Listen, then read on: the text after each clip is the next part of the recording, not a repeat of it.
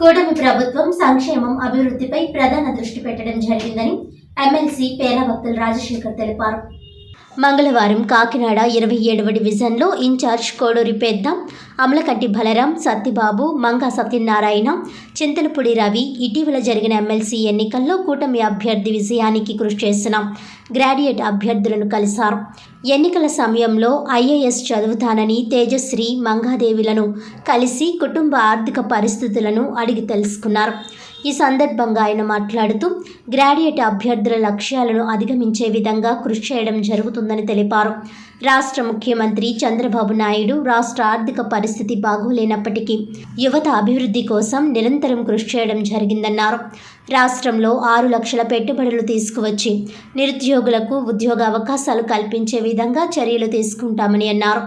తెలుగుదేశం నాయకులు మోహన్ వర్మ మాట్లాడుతూ కూటమి ప్రభుత్వంలో నిరుద్యోగులకు ఉద్యోగ అవకాశాలు కల్పించడం జరుగుతుందన్నారు.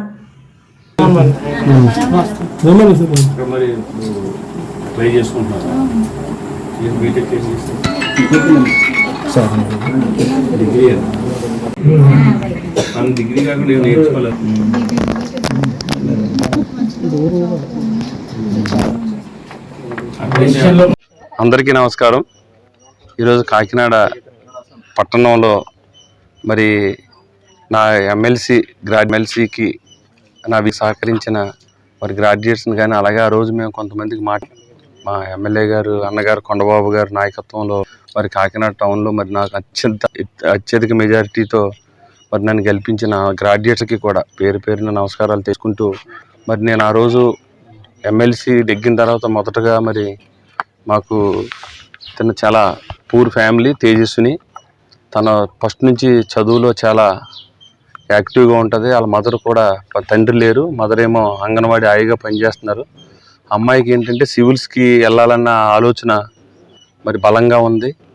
కాబట్టి ఆ ఆలోచనకు తగ్గ ఏ సహాయమైనా మేము చేస్తామని ఆ రోజు మాట ఇవ్వటం, దానికి తగ్గట్టుగానే ఈరోజు మరి మేము ఆ తేజస్విని ఇంటికి వచ్చి మేము అందరం కూడా మా క్యాడరు నాయకులు అందరూ కూడా జరిగింది. అదేవిధంగా సాయి మంగాదేవి కూడా సివిల్స్ ప్రిపేర్ అవుతుంది గ్రూప్స్కి. చాలా వీళ్ళందరూ కూడా చూసుకున్నట్లయితే మధ్యతరగతికి దిగువనున్న కుటుంబాలు వీళ్ళందరూ కూడా. అయినా చదువుకోవాలి, ఏదో సాధించాలి బలమైన దృఢ సంకల్పంతో ఉన్నారు. మరి ప్రభుత్వం కూడా చాలా సహాయం చేస్తుంది. చేసినా కూడా మరి ముందుగా వాళ్ళ యొక్క ఏదైతే లక్ష్యకు వాళ్ళు ఎంచుకున్న లక్ష్యాన్ని చేరుకోవడానికి మా వంతు సహకారం కూడా ఉంటుందని తెలియజేయడానికి ఈరోజు మేము మరి కూడా మేము వచ్చి వాళ్ళకి మనోధైర్యాన్ని ఇవ్వటమే కాకుండా వాళ్ళ లక్ష్యాన్ని చేరుకోవటానికి మేము ఎప్పుడు కూడా అన్నదన్నుగా ఒక కుటుంబం, వాళ్ళ ఫ్యామిలీ మెంబర్గా మేము కూడా అని తెలియజేసుకుంటున్నాం. అదేవిధంగా మరి ఈరోజు ఈ రాష్ట్ర ప్రభుత్వం, ఎన్డీఏ ప్రభుత్వం చంద్రబాబు నాయుడు గారి నాయకత్వంలో మరి మనం 10 నెలల కాలంలో కూడా మనం చూసుకున్నట్లయితే అభివృద్ధి, సంక్షేమం రెండూ కూడా మరి పెద్ద ఎత్తున చేయటం జరుగుతుంది. ఎన్ని ఆర్థిక ఇబ్బందులు ఉన్నా గత ప్రభుత్వంలో చేసిన తప్పుల్ని సరి చేసుకుంటూ మరి ఈరోజు అనుభవం ఉన్న నాయకుడు చంద్రబాబు నాయుడు గారు, అలాగే పవన్ కళ్యాణ్ గారు మరి రాష్ట్రం మరి అభివృద్ధిని కాంక్షిస్తూ ఆయన కూడా మరి ఆయన సహకారంతో ఈరోజు కేంద్ర ప్రభుత్వ సహకారంతో కూడా రాష్ట్రం అన్ని రంగాల్లోనూ ముందుకెళ్తుంది. భవిష్యత్తులో కూడా మరి మాకు చంద్రబాబు నాయుడు గారి మీద విశ్వాసం ఉంది.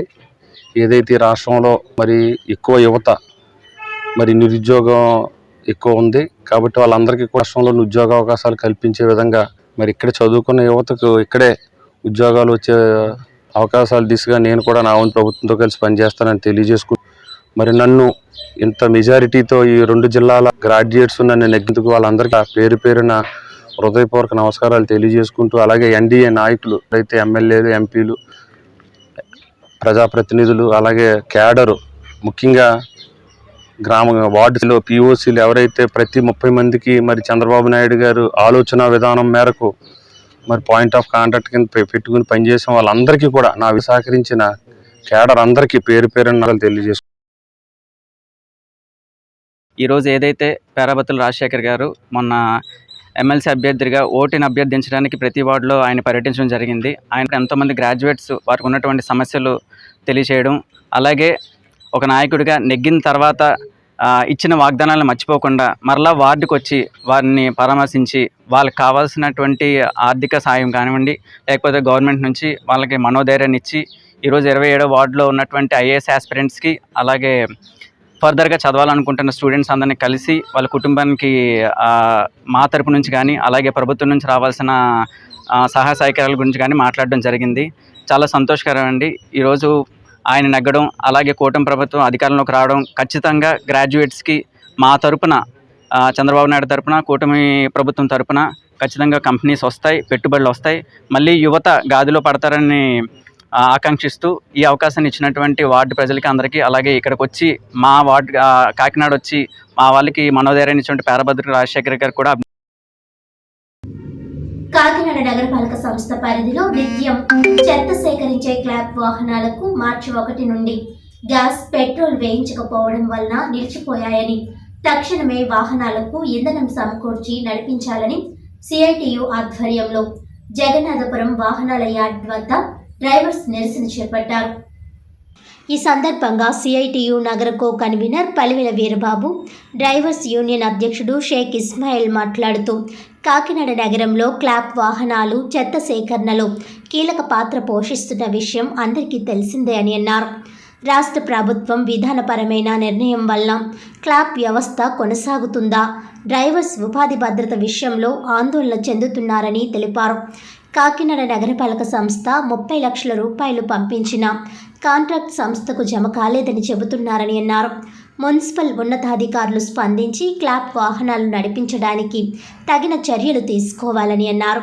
డ్రైవర్లకు 3 నెలల బకాయి జీతాలు చెల్లించాలని, 2024 జనవరి నుండి డ్రైవర్స్ జీతాల నుండి మినహాయించిన పిఎఫ్, ఈఎస్ఐ వారి ఖాతాలకు జమ చేయాలని అన్నారు. వారాంతపు సెలవులు, క్యాజువల్ లీవులు అమలు చేయాలని అన్నారు. ప్రభుత్వ జీవో ప్రకారం క్లాబ్ వాహన డ్రైవర్స్కి 24,500 రూపాయలు కనీస వేతనం అమలు చేయాలని కోరుతున్నామని అన్నారు. ఈ కార్యక్రమంలో సిఐటియు నగర కన్వీనర్ మలక వెంకటరమణతో పాటు క్లాబ్ వాహన డ్రైవర్స్ యూనియన్ నాయకులు Nakka Gangadhar, B Sivasrinu, M Sivasankar, P Arun Kumar, Y Durgaprasad, Bhaddarrao, Veerendra, Durgaprasad, Veerababu, Laxman Kumar, Vamsi, Siva, Bhairavaswamy, Gangadhar, Suribabu తదితరులు పాల్గొన్నారు. जिंदाबाद जिंदाबाद क्लाब ड्राइवर लाइकता, क्लाब ड्राइवर लाइकता, क्लाब ड्राइवर लाइकता. 3 నెలల జీతాల వెంటనే, 3 నెలల జీతాల వెంటనే వేయాలి వేయాలి వేయాలి వేయాలి. ఎంతవరకు వేయనంతవరకు పోరాడతాం పోరాడతాం. జీతాలు ఇచ్చేంతవరకు పోరాడతాం పోరాడతాం పోరాడతాం పోరాడతాం పోరాడతాం. జిందాబాద్ జిందాబాద్. అందరికీ నమస్కారం అండి. నగరపాలక సంస్థలో క్లాబ్ డ్రైవర్గా పనిచేస్తున్న డ్రైవర్లు మేము అందరూ కాకినాడ నగరపాలక సంస్థలో 120 మంది డ్రైవర్లు పనిచేయడం జరుగుతుందండి. ప్రతిరోజు కూడా పొద్దున్నే తడి చెత్త పొడి చెత్త సేకరణ చేయడం జరుగుతుందండి. అలాంటి మా డ్రైవర్లకి 3 నెలలుగా జీతాలు ఇవ్వడం లేదండి. 3 నెలలుగా బకాయి పెట్టడం జరిగింది. మన యాజమాన్య వాళ్ళకి ఫోన్ చేస్తే గవర్నమెంట్ నుంచి మాకు ఇప్పటివరకు అమౌంట్ అనేది రాలేదు, వచ్చిన వెంటనే మీకు జమ చేస్తామని చెప్పడం జరుగుతుంది. దయించి ప్రభుత్వం వారు మా యొక్క జీతాలు వెంటనే కాంట్రాక్ట్ వాళ్ళకి ఇచ్చేసి జమ చేయాలని, వాళ్ళు వెంటనే వీలైనంత త్వరగా మా అందరికి జీతాలు ఇవ్వాలని కోరడం జరుగుతుంది. అదేవిధంగా పిఎఫ్, ఈఎస్ఐ మా యొక్క జీతాలు కట్ చేసి దగ్గర 2024 జనవరి నుంచి ఇప్పుడు దాకా పిఎఫ్, ఈఎస్ఐ జమ చేయలేదు. అది కూడా వెంటనే జమ చేయాలని కోరడం జరుగుతుంది. వారాంతపు సెలవులు కూడా అమలు చేయాలని కోరడం జరుగుతుంది. వీలైనంత వరకు అందరూ ఆలోచించండి. ఇవాళ ఉన్న పరిస్థితుల్లో ఒక డ్రైవర్ 1 నెల రోజులు జీతం లేకపోతే ఎలాంటి పరిస్థితి ఎదుర్కోవాలో, అలాంటిది 3వ నెల అయింది ఇప్పుడు దాకా జీతాలు ఇవ్వలేదు. సంక్రాంతి పండుగ జరిగింది జనవరి పండుగకి జీతం వేయలేదు. ఫిబ్రవరి జరిగింది పండుగ కాలంలో కూడా చాలా ఇబ్బందులు పడ్డాం మేము అందరం కూడా. కాబట్టి దయించి యాజమాన్య వారు వెంటనే మా అందరికి కూడా శాలరీస్ ఇప్పించవలసిందిగా కోరి ప్రార్థించడం జరుగుతుంది. సంస్థలో 105 క్లాప్ వాహనాలు 2021 అక్టోబర్ 2 నుంచి ప్రతినిత్యం తడి చెత్త పొడి చెత్త నగరంలో ఇంటింటికి తిరుగుతూ సేకరించడం జరుగుతున్న విషయం అందరికీ తెలిసిందే. క్లాప్ వాహనాలు వచ్చిన తర్వాత శానిటేషన్లో మంచి ప్రగతి సాధించి ఆల్ ఇండియా స్థాయిలో కాకినాడ నగరపాలక సంస్థ 2వ బహుమతి కూడా పొందిన విషయం కాకినాడ నగర పెద్దలందరికీ తెలిసిన విషయమే.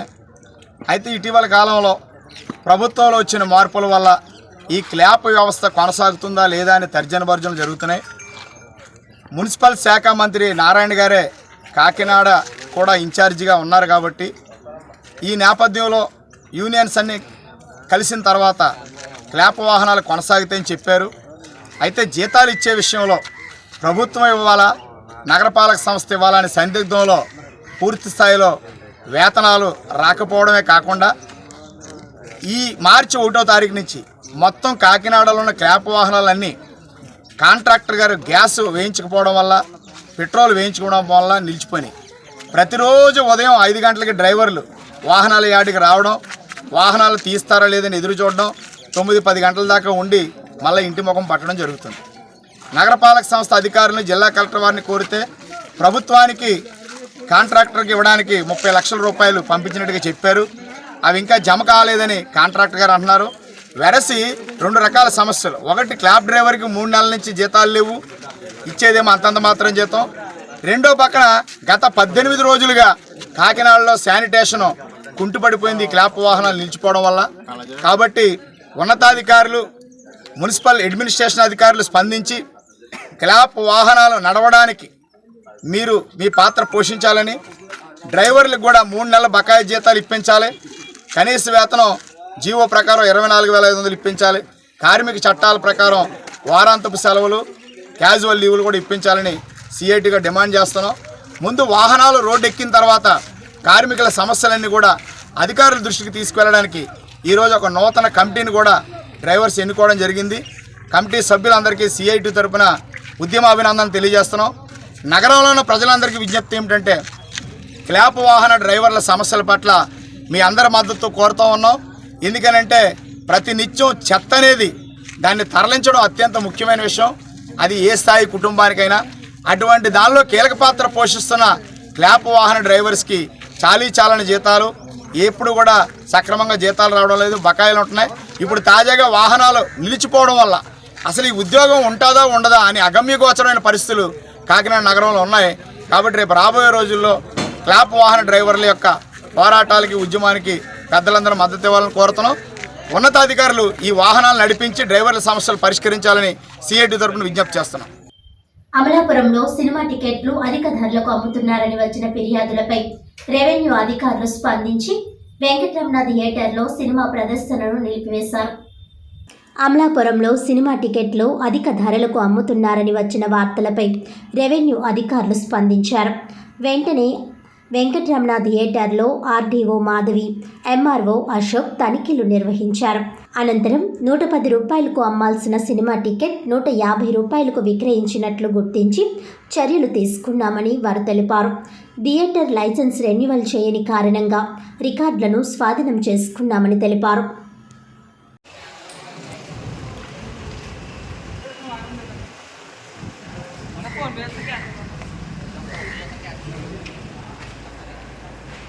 అందరికీ నమస్కారం అండి. ఈ శ్రీ వెంకటరమణ పిక్చర్ ప్యాలెస్కి సంబంధించి ఈరోజు కోర్టు మూవీ ఇక్కడ అవుతుంది.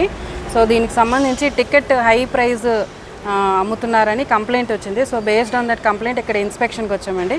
సో మామూలుగా అయితే మన గవర్నమెంట్ డిసైడ్ చేసిన టికెట్ ధర 110 రూపాయలు. ఇక్కడ మేము ఇప్పుడు ఇన్స్పెక్షన్కి వస్తే అది 150 రూపాయలుగా అమ్ముతున్నట్టు ఆల్రెడీ టికెట్ ఒకటి కొని వెరిఫై చేసాము.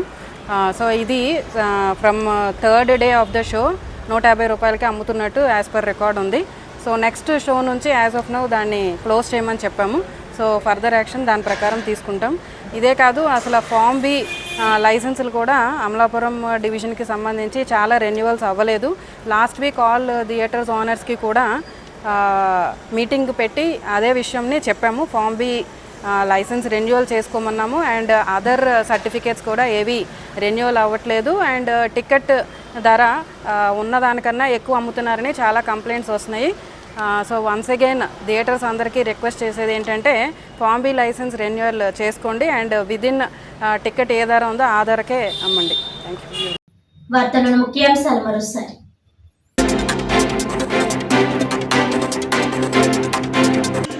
బీసీల జనగణన చేపట్టాలి. జాతీయ బీసీ సంక్షేమ సంఘం రాష్ట్ర అధ్యక్షుడు వై నాగేశ్వరరావు యాదవ్.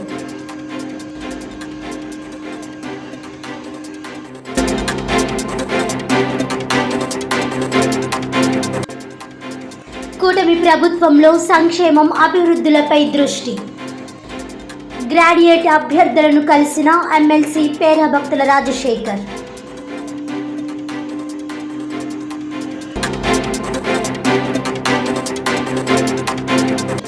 కాకినాడ జగన్నాథపురం వాహనాల యార్డు వద్ద క్లాబ్ డ్రైవర్స్ నిరసన.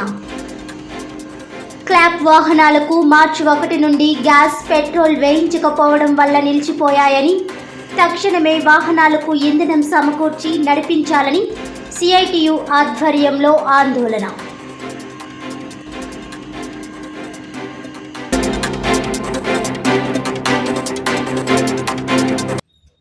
ఈనాటి వార్తలు ఇంతటితో సమాప్తం. తిరిగి వచ్చే బులెటిన్లో మళ్ళీ కలుద్దాం. అంతవరకు సెలవు. నమస్కారం.